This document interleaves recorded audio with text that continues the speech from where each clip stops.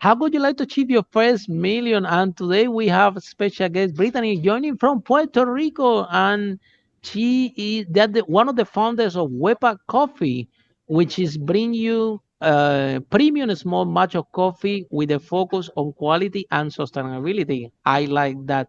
So, Brittany, tell us what are the 5 steps that you recommend entrepreneurs in order to achieve the first million? Welcome to Unstoppable Podcast with Harry Sardinas, inspiring conversations with influential millionaires, investors, thought leaders, entrepreneurs who are making a massive difference with their innovative products and services, and sharing the challenges and wisdom of how they sold their first million. Wow. Well, that's an amazing milestone, first of all. And there's definitely a few key factors that have been helpful in our success. I'd say the first and foremost, making your first million is not easy. So I would say the first thing you have to do is to have a passion for what you do and genuinely enjoy the work that you set out to do. If you don't enjoy it, then you're going to quit way before you hit the $1 million mark. So that's number one. I'd say number two is certainly picking the right team, making sure you have the right people around you, whether that's a partner, an advisor, a mentor. Also, just somebody there to pick you up when maybe you're down, somebody to bat ideas back and forth or to tell you that your idea is not so good. So having the right team that's both honest and encouraging and equally as passionate as you is extremely important. And then I would say another really important thing, once you've got the team and you've got the idea and the passion, make sure that whatever you're doing, fill the need. That it's something that customers want or they need or that you see a void in the market. Make sure that whatever you're doing is going to have an impact and be special in some way. And, we all have our own special gifts. So it could be anything. There's enough sunshine for all flowers, enough ideas out there, but make sure that whatever you do helps and makes an impact in a certain way. And then once you're going, you've got the idea, you've got the team, you've got the excitement, then I would say a big thing for us, and this is also personal for me, is to do what you say you're going to do when you say you're going to do it.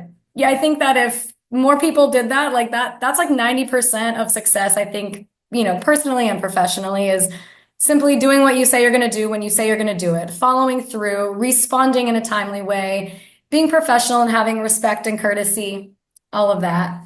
And then the last point, is you got to have hustle and grit. I mean, you have to really get in the trenches, and you got to push through. Being an entrepreneur is a roller coaster. It's the highest of highs and you hit the lowest of lows, and there's problems that seem insurmountable sometimes, but if you can just simply keep going, I think that is a really special piece that is the differentiator between whether people make that first million or whether they don't. Become a serial entrepreneur, Brittany. And I think that someone that have more than one business, and I think that your business partner in this coffee business, it should be so happy to have you guys, you and Jeff, because he might need the perfect partner, someone that have 15 years experience in the, we can call it drinking industry, because your previous business is related with wine. Oh my God, this? I think that this guy won the lottery to bring you as a partner. And this is something that if you're an entrepreneur out there and you have a product and you want to found a new company, it's going to be very good idea to bring as a co-founder someone with experience in the industry that you are launching a new product, because they're going to bring an amount of experience and expertise that is priceless. So Yes. I think that on the other hand, you guys also, because you have 15 years of experience, you can easily analyze when it's a good product and I have a good potential. You have 15 years. That's the hope. That's the hope. You have Yes. 50. Well, at least you have a better chance, because Yes. let me tell you, if it's me who's gonna judge the product, with no so much experience, I have experience in business, but not in this particular industry. I think you guys are more more qualified to actually, if Thank you you. see a good drink, a potential for a drink, to bring it to the market. I think you guys with 15 years of experience can spot. So I think that Oh, previous the thank broadcast you. we were talking about, and I think that you have something really good and really powerful. And also we can there is a policy now in United States which is American first, meaning American product first. Nothing wrong with other products coming from another part of the world, but I think at the moment, regardless political views, there is an interest now that want to revive the industry of US. So your product, which is US made, if my understanding, Yes, you can have a really big open hands in terms of branding and position this coffee in major retailers. And sometimes in business, you need to take advantage of the marketplace.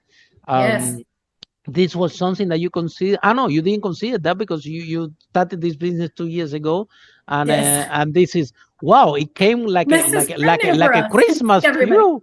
My goodness. Yeah, So yes and no. I mean, it comes why with its why own. tell us why yes and no? I see a massive opportunity, but why do you think that that is challenge? Why you don't have too much supplies? You Oh no, so we have, yes, can you it supply is. Walmart? No, not yet, but we're there. We're getting there. We're in talks with Walmart right now as we speak on Ah the wow. island, Rico. Yeah.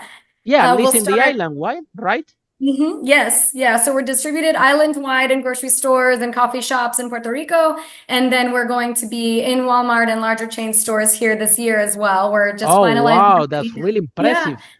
And then our hope is to jump into the mainland US this year also. So Yeah, but you need we're to have very, capacity. We're talking about a lot of coffee, eh? yes, a lot of coffee. So that's one thing that a lot of people don't quite understand is that Puerto Rico produces incredible coffee and Really? has. Yeah, this Yeah. I can concur with that because of the weather and so on, right? Yeah. So there's a strip right around the equator and around the middle of the earth. It's called the bean belt, and it's only within this strip that coffee can be grown. And Puerto Rico's right in the middle of it. And Wow. there's Yeah, and I mean, the elevation of the island gets up to 4,000 feet, which coffee needs elevation to grow well. The soils are fertile, volcanic soils. There's a lot of shade from plantain and aguacate trees. So the coffee is just nurtured in the perfect environment here. But there are a few things that really squash production. Do you know that back in like 1800s, Puerto Rico was the sixth largest exporter of coffee in the world? Wow. No, I didn't It know was, that. yeah, it was called the coffee of popes and kings because the kings Wow. and queens of Spain and the Vatican only drank Puerto Rican coffee. Wow. Um, but a lot So of the that coffee has changed. a lot of quality, eh? Oh, it's exceptional, but so few people know about it because not a lot makes it off of the island. A lot of the land traditionally that was used for coffee production was shifted to sugarcane. A lot of the farmers and the rural communities, in the last 100 years have moved out of the mountains towards more of the cities. And so farming has really experienced a downturn here. And yet the product is amazing and the history and the tradition. And so our hope is to really Yeah. revive that. Yeah, And to definitely. I bring, think you have a great opportunity now. yeah, we do. And it's an American made product. I mean, Puerto Rico is an Yeah, American territory. So tax-wise, absolutely. it is an American product, which Yeah. is great. We can get it to the US no problem, thankfully. Of But yeah, course, I don't think that why would be on the other hand. I think that when I live in United Kingdom, and I think that is somehow how to an improvement and change in the culture in United States. But when I live in United Kingdom, supermarkets are very aware that national products, when we go there, they make sure that in the packaging, the UK flag is really big. When yeah. in meat, in vegetables, carrots, but also the population consume this type of product. There is I think it's Lidl, no Aldi. I think it's Oh Aldi. Let yeah. me remember. Yeah, Aldi. Yeah, and also Lidl in United Kingdom. hmm They have used mostly the business model to bring products that they have growing British farms like meat, eggs, and you see the British flag everywhere of those Yes. products. And people buy them. People buy them because they want to support the local economy. They want to Yeah. support the farmers in their own country. And the consumer have the power here. So Yes. on the other hand, when it comes to coffee, to be honest, there is a lot of production out there, and sometimes people can it's a lot of production, so getting to a lower price Mhm. is this is all what the supermarkets Mhm. are looking, but this is kind of a boutique product. This is a product that is growing in U.S. soil, Yeah. and where the workers that works in growing this coffee has rights, Yes. and it's kind of being, like we call it, conscious entrepreneur, right? Is Yes. people think that to become a conscious entrepreneur is just only to put a plastic bottle in the recycle bin Mhm. and tell to all the employees, okay, this is what we have to do. But it takes Mhm. more than that. Get to have a business that actually create jobs in the Yes. community. They come to my attention that there are some investment mechanism in Africa, for example, that they take all the resources, they even bring the water and all the Oh, workers and all the food, and they don't create one single job in the thing, and they extract ah, everything, whether that's a problem. the absolutely whether the product that you guys have, when people are buying, they have to think more in a conscious way that, well, Mhm. it might have a little bit of a higher price, but it have the higher price because the people that work growing this coffee has rights and they haven't been exploited, Yes. and also the quality, and the boutique kind of that brand. And I think that consumers now getting really savvy and paying attention a lot of what they're buying,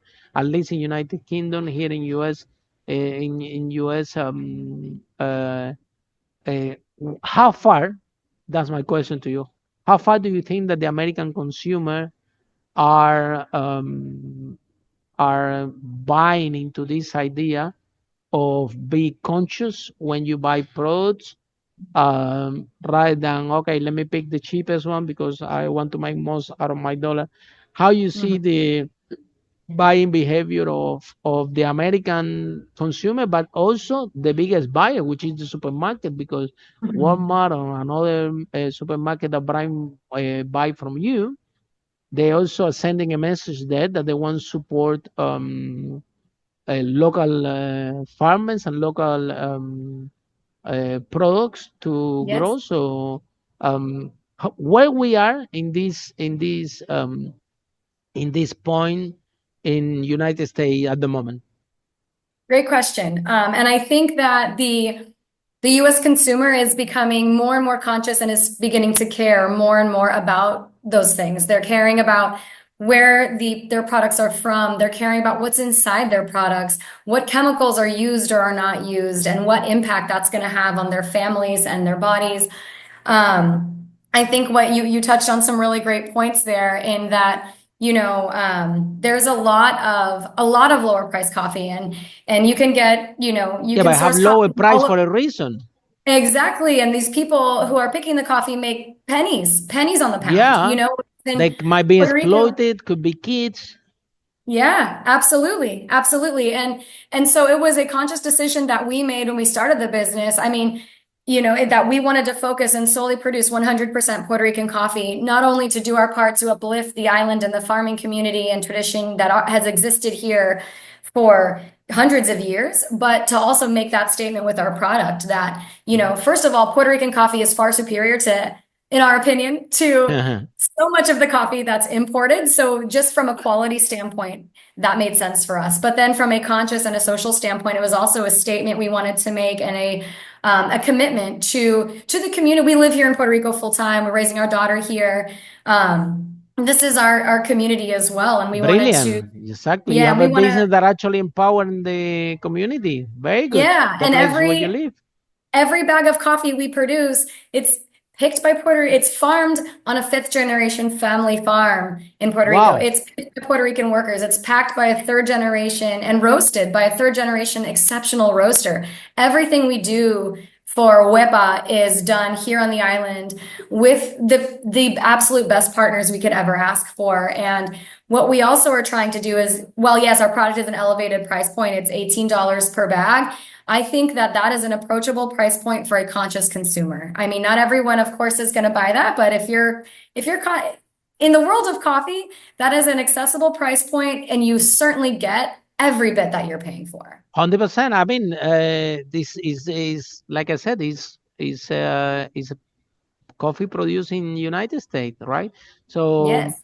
and but this is the other thing as well, that supply chain, a lot of companies, right, out there, because of course it's a great marketing and great publicity if you do, but if you claim that you are socially responsible, yeah. Mm-hmm. However, there is a point of supply chain. You cannot have a company, right? Let's say that you produce a microwave. I'm gonna give you an example, Mm-hmm. Yeah. imaginary, and you are a social responsible company because you produce those microwave, and you know the energy that you use to produce this is clean, and Mm-hmm. then you contribute to charity and all that, but then you put the coffee in the offices that it comes from the middle of nowhere, that nobody knows what is the impact on the supply chain, and if the people producing this coffee have been exploited or something. So this Yeah. doesn't work. If you're gonna, when we're looking at the companies out there, we're looking at sustainability 360 degrees. It's not just to have the sticker that I Yeah. am sustainable. Of course, you know, the consumers will buy your product because of that. If you need to approach, because in terms of branding, if you approach that in 360, your consumers, they are buying from you a sustainable product because they're relying not only in that product but in all the ecosystem that you build around. Yeah. And I think that companies have to work out there more on that, because what it doesn't work is that you claim that you are socially responsible, and yeah, you have a social responsible product, you are recycled, you contributed to community, but then in the tiny details, then Mm-hmm. the coffee that we put in our coffee machine, it comes from the middle of nowhere, and we cannot trace the supply chain of this coffee. We know that we're getting that. We know that tastes good and they have good price, but we don't want to know more about the coffee. But hey, we are a Yeah. sustainable brand. So, have you guys look at the companies that, because I think this will be your biggest supporters and your best allies. You know, the companies. That are moving forward and already have marketplace in this type of this type of market, that they're producing products that they are sustainable, they are pushing for social responsibility, Mm-hmm. and well, this is a companies that your product is gonna be amazing for them, because Yeah. will enhance the brand. They can even put in the social media, hey, by the way, we brought a new brand of coffees in all our offices, and guess what? It's Yeah. sustainable, it's created in Puerto Rico, and so on, and we empowering the community there. So I think you have something very powerful. Thank Um, you. have you guys started to approach these type of companies? I'm sorry? Have you guys started to approach these type of companies, the companies that producing sustainable products here in United States? Because Yes. let I me tell mean, you something, they all drink coffee in the office. yes, they do. Everybody. We've actually mainly been focused on grocery stores and coffee shops in the United States. But that's a great idea. I think that's a really Whoa, in the interesting. offices. Oh, you have a big market there. I'm telling you, Yes. let me tell you why I know this. Because I have a lot of entrepreneurs in London, right? Hmm. And we have friends that they produce premium Colombian coffee, and they Uh-huh. bring it from Colombia to UK. Same same features, sustainable, grow it by hand, empower the local community. The price a little bit high because of all Yeah. that is check and so on. And they check with me that they sell a lot in the offices. Amazing. Because of That's a great this, idea. And because of the social responsibility, and in United Kingdom, we have done. I done a lot of work with social responsibility. We advise companies ah, that train on that. We have previously great. advised companies that train on that, and this is so far what the research that find out that employees prefer to get paid less, listen carefully, as soon as they are Wow. working in a social responsible company That's that incredible. don't do waste. Yeah, people prefer to even get paid less, but they are in the Wow. environment. I'm talking about the generation of now. And Yep. also, customer retention and customer acquisition cost is also lower Wow. when you have a sustainable product, because again, consumers are very savvy now and they know Yeah. the type of product and what it represents, what they are buying into. And at least in UK, unfortunately, I cannot give you figures for United States because with the company we were, it was based in UK.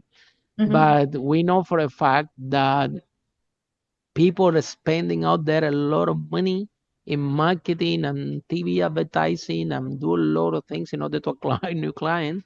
And they Yes. don't know if they become socially responsible, the branded, but for real, not just to have the stick, for real, meaning from the coffee that you have in the office Yep. and everything, and you are up for it and you're communicating constantly, every room for improvement about that, that actually the consumers love, and your customer acquisition process become less expensive because Yeah. clients they have large retention rate, and people tell their friends, hey, buy from this company, they're Yeah. amazing, they're I'm looking a, at the environment and everything, they're generating jobs for the products, and it's all I will look 360. into that.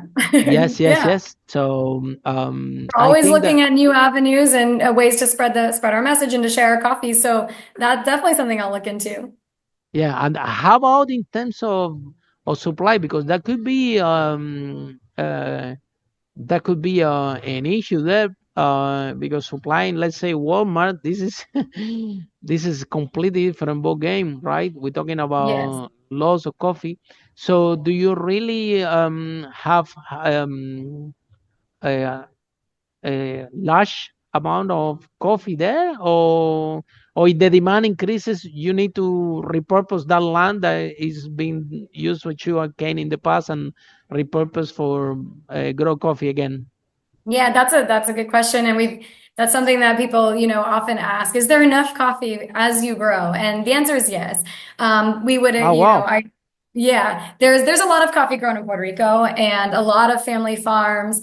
And there's a big ability to meet these larger order volumes while staying 100% Puerto Rican coffee. That might mean that our growth is a little bit slower because we're committed to continuing down the path of representing 100% Puerto Rican coffee.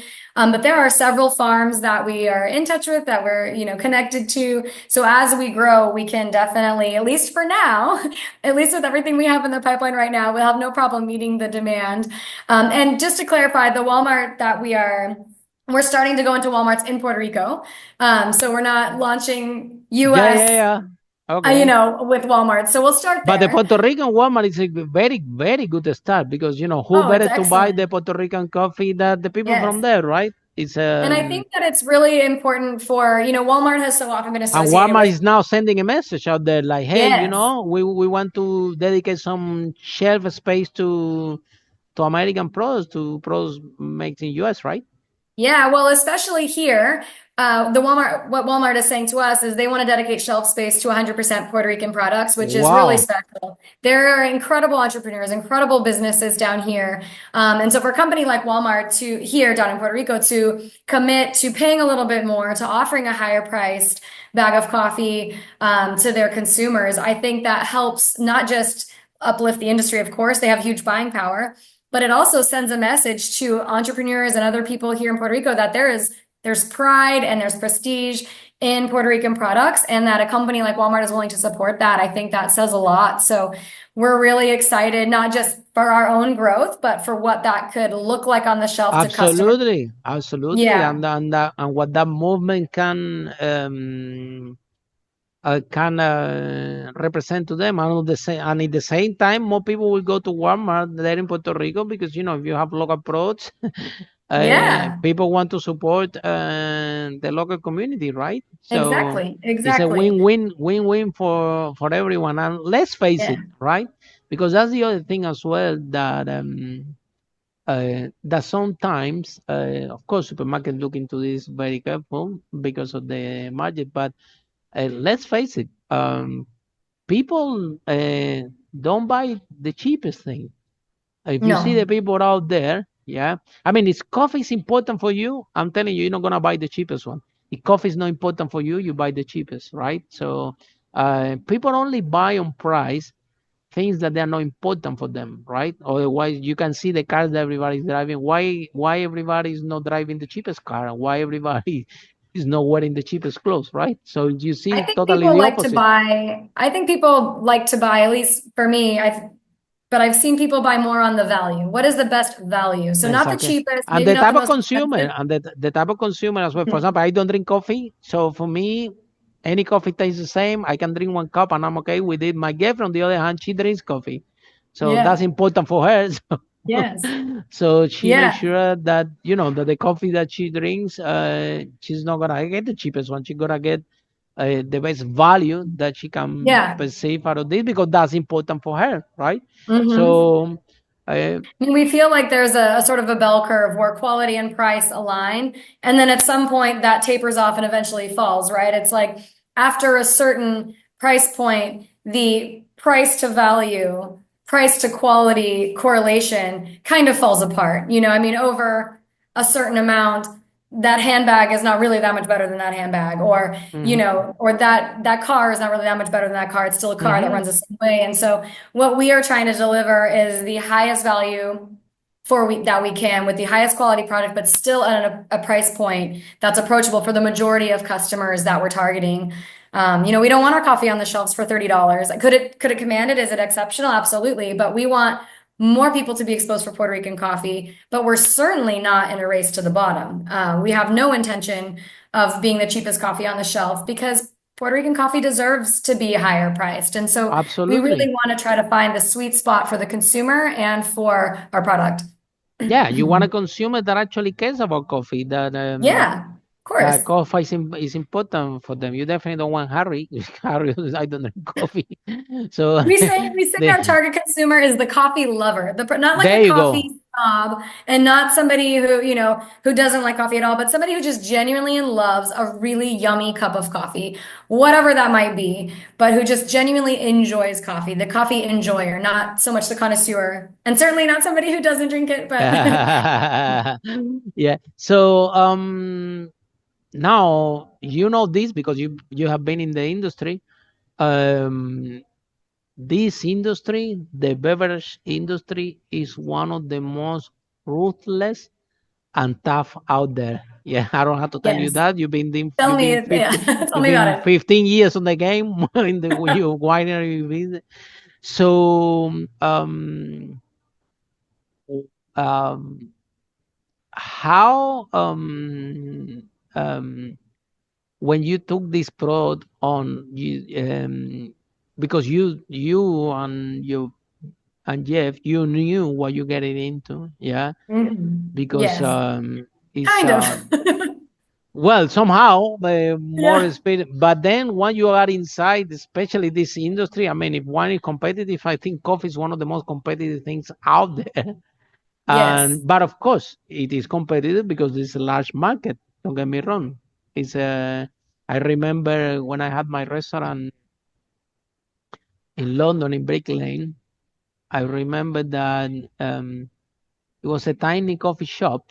Um, the name of the shop was Love in a Cup, right? The guy was That's from cute. Italy, so he was in Brick Lane. He only was from Italy. I'm half Cuban, half Spanish. and the rest, everybody was in Brickland. This is the spicy road Yes, when they sell spicy food in London. So I love basically, that. we both of us were the only expats back on the day. And I remember to go and see him, and he has a small shop. The name was Love in a Cup. And he was telling me, Harry, you won't believe, but we have people that spend 10 to 12 pounds in coffee every day. I'm like, Yeah. what?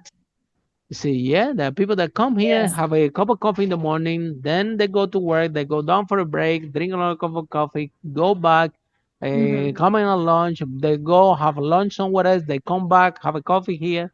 Yeah. Um, so that's why it's We a say big that market. coffee. Yes, we say for like that Wepa is more than coffee, that it's community, it's connection, it's cariño, it's this, association, this connection that you create with others. And it's not just a beverage, right? It's not like, a soda or whatever. It's something that you do. You have a cup of coffee while you Socialize. work. You have a cup of coffee in the morning by yourself before your kids are awake. You socialize with coffee. You have a coffee date when you're just getting to know someone. So coffee is much more than a beverage, and especially is very deeply rooted here in Puerto Rican culture, of course. There's a huge coffee culture. And so it's rooted, it's what all of our friends and our partner Pedro, when he thinks back to his childhood, like he remembers the smell of the greca on the stove, right? The coffee coming, the smell of it. And like it's an association that's deeply rooted. And so, yeah, coffee is so much more than just a beverage. And it's so much, it is community and connection. And you're right, it is probably, if not the one of the top five most Oh, competitive. tell me Like, about my goodness. yeah, I mean, so It's yeah, we wild out realize there. I don't think we fully realized how competitive it was Oh until my we, God. but my goodness. And all that to say, despite that, despite knowing that there's probably hundreds of thousands of coffee brands out there, and that a grocery store shelf is this big, they don't have much room for anybody.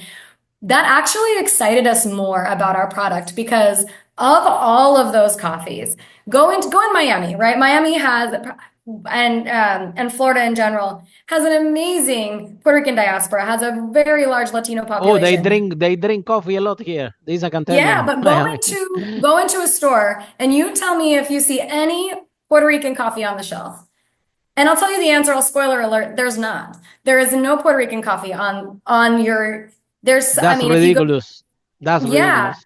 it is. You go and there is no Puerto Rican coffee. There's Bustelo, which a lot of people think is Puerto Rican or Puerto Ricans enjoy Bustelo, but that is now a blend of all kinds of coffees. But I believe it started as Cuban. Um, and there's, all your usual suspects. There's Pete, there's Dunkin's, there's Starbucks. It's just this very generic snapshot of all that the coffee industry has to offer. And I mean, the Puerto Rican population in the US is the second largest Hispanic population in the US. And yet Wow.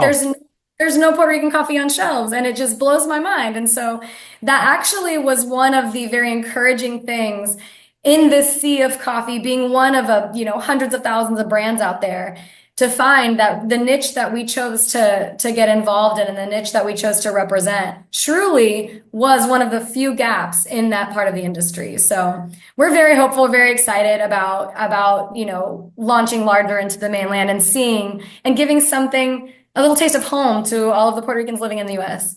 And also think that the government should help you also. Yeah, I Hmm? think that the government should help you also because in the end of the day, it's all about this movement that you guys can create. It's gonna start with just small brand of coffee, but Yeah.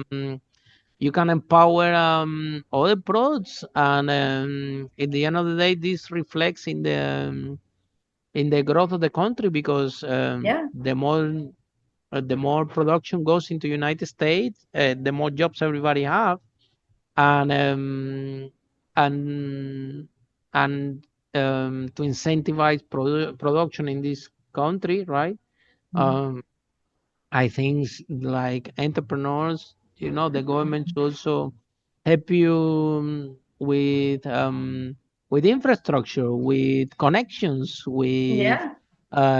with funds, right? Because now you penetrating in a market as a tiny producer competing Hmm. with huge brands Yes. that again I know what you said, right? Because you mix the good coffee with the other coffees that they are cheap, that you don't know where it comes from, whatever cost your price is lower.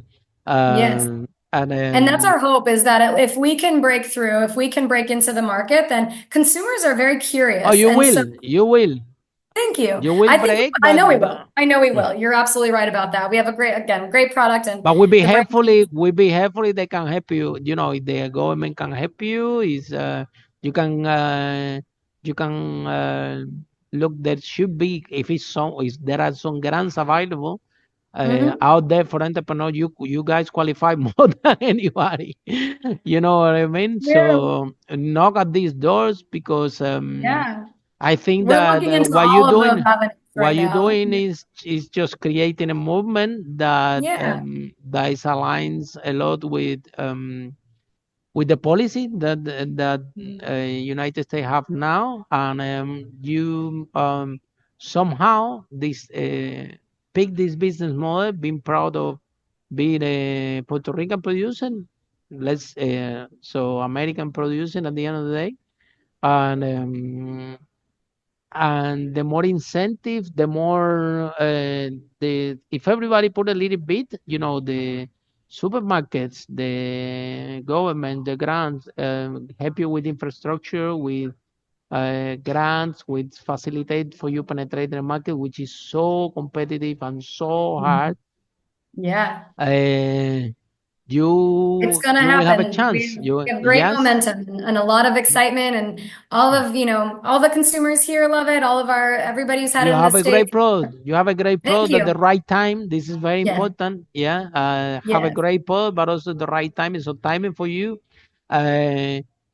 couldn't be more on the right time. So don't waste it. Take No, advantage. right. Now it's time for get Take busy. advantage. Yes. Yeah. We are busier than ever. And that is exactly, we're hoping to really like just keep the momentum going and Any make it message happen. you have for U.S. conscious entrepreneurs, so people that that have your same ideas, your same principles, and they are thinking, they listen to you and say, "Wow, I wish that I'm so brave." But to be honest, if I start to produce now an American made product, it's gonna be more expensive, and it's a lot of competition out there.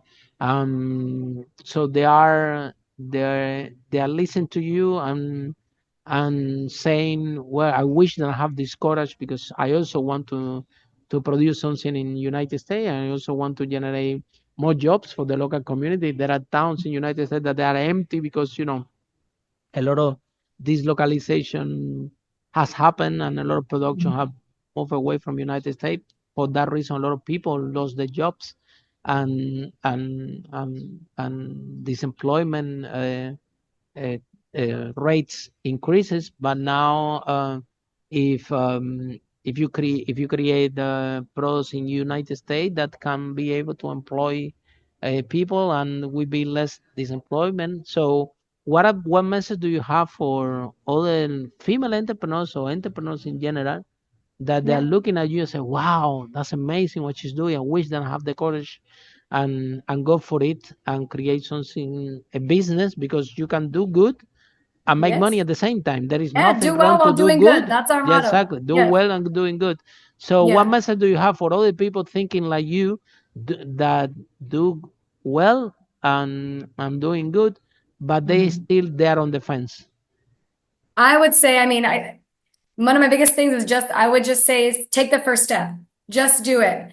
Take the first step, look into whatever the business is, and do as much research as you can, because there are so many resources out there that exist for new entrepreneurs and people, especially who are excited about a new product or a new venture, or there's just going down the line of making your own website. You can make your own website now. You couldn't do that 5 years, well, you can maybe do that 5 years ago, but you couldn't do that 10, 15 years ago very well. You can hire contractors. You can, have a 3PL pick and pack to ship your product. There's so many different avenues to just help get young and new entrepreneurs off the ground without incurring a ton of overhead. So my biggest thing I would say is just begin. Take the first step, and then every day take another step towards exploring this idea. And that will lead to incredible partnerships. That will lead to discovering resources that maybe you had no idea existed. I mean, I think that the one thing about being bootstrapping any business or being a young or new entrepreneur is you got to be a little scrappy. And what that means, that translates into also being innovative, and it translates into running lean and being smart about every penny you put towards something. So I actually see, I see that as a benefit. I see that as definitely a feature of starting any business, is sort of this hunger and desire and excitement to figure it out. If you have $1 million sitting in your lap, you might not be so innovative. You might not make some of the same moves that you make when you're kind of under the fire or just trying to get something off the ground. You might not approach a partner or a co-packer, or you might not look for these partnerships that you need. So I would say take the first step, find really helpful partnerships and collaborations that can help, alleviate some of the overhead and the cost. And just, I think when it comes to conscious entrepreneurs, I think that having a conviction in making a conscious product or a sustainable product or a product with a mission behind it, that is engaging for everyone. I mean, it doesn't matter what it is. If you're excited about it and you can really explain why what you're doing is special and unique and impactful and important, then people are going to get on board. And you just keep taking the first step, then you get other people excited, you make the right partnerships, and you can do anything. Okay, thank you so much. And then if somebody's in love with our conversation, I want to know more about your coffee, how people can find you, how this process all over. works. All over? We are everywhere, yes. So you can find us on the website, on the internet at www.wepacoffeeco.com. We're also on Instagram at Wepa Coffee Co. PR, like Puerto Rico. Those are our two most active channels. We're also on YouTube. You can find us. You can find us obviously on Facebook, of course. But our two most active channels are our website and our Instagram. And the people can order coffee from the website, right? Yes. Yeah, we can ship anywhere. Wholesale or retail?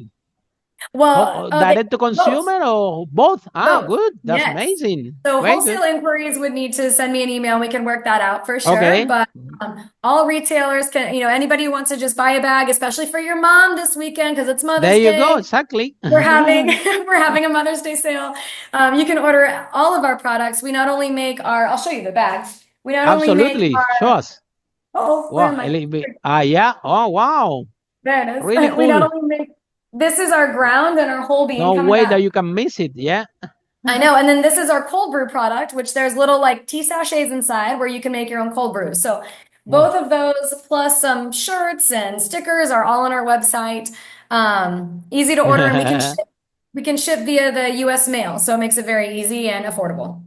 Fantastic. And with that note, thank you so much, Brittany, for your time. Thank you. For all of you following this broadcast, see you in our next episode of Unstoppable. How brave entrepreneurs like Brittany break that wall and achieve the first million, and now rooting for American-made products, incentivizing the local community and production in United States. Thank you so much. And for all of you, bye for now. Follow us for more interviews with world's most influential, audacious entrepreneurs that overcame challenges and adversity, providing you with the blueprint of how they sold their first million so you can grow your business exponentially.